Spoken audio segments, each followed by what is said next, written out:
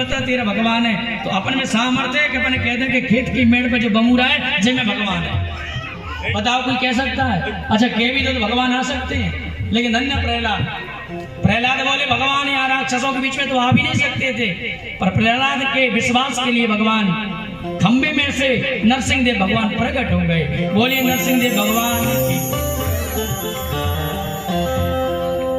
और ज्यादा देर नहीं लगा, हिरण्यकश्यप को भगवान ने पकड़ करके जंगाओं पे लेटा करके दौधूल की बेला पर शाम के 5 बजे के लगभग और अधिक मास में बाहर भीतर न हो के देरी पे और जंगाओं पे रख के अपने नाखूनों से ज्यादा देर न लगाते हुए उसका प्राणांत कर दिया। कृपा की ना होती जो आदत तुम्हारी, इस संसार में जो आया है उसको जाना पड़ेगा। विश्वास है तो भगवान सब जगह है, हरि व्यापक सर्वत्र समान। जिस जीव को आप देखोगे उस जीव में भगवान का ही निवास है। उसका प्राणांत करके भगवान ने आंत को निकाल कर गले में पिरो लिया।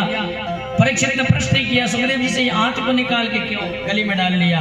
सुखदेव जी कहते जिस आंत से, जिस तेज से प्रहलाद जैसे भक्त का जन्म होता, भगवान बोले ऐसी आंत को निकाल के मैं अपना आभूषण बना लेता हूं।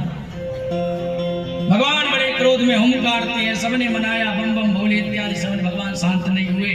प्रहलाद जी ने प्रणाम किया देवताओं के सारे पर, भगवान थोड़े से प्रसन्न तो हुए, लेकिन भगवान अश्रुधारा भी बह रहे हैं और लंबी जीभ निकाल करके प्रहलाद के सिर को चाट रहे भैया।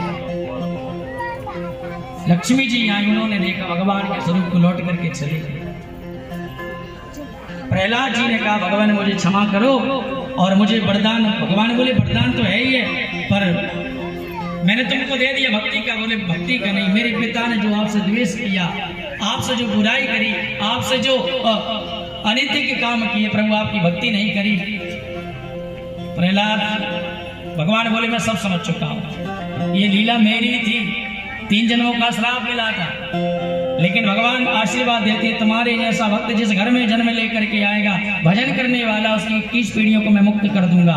7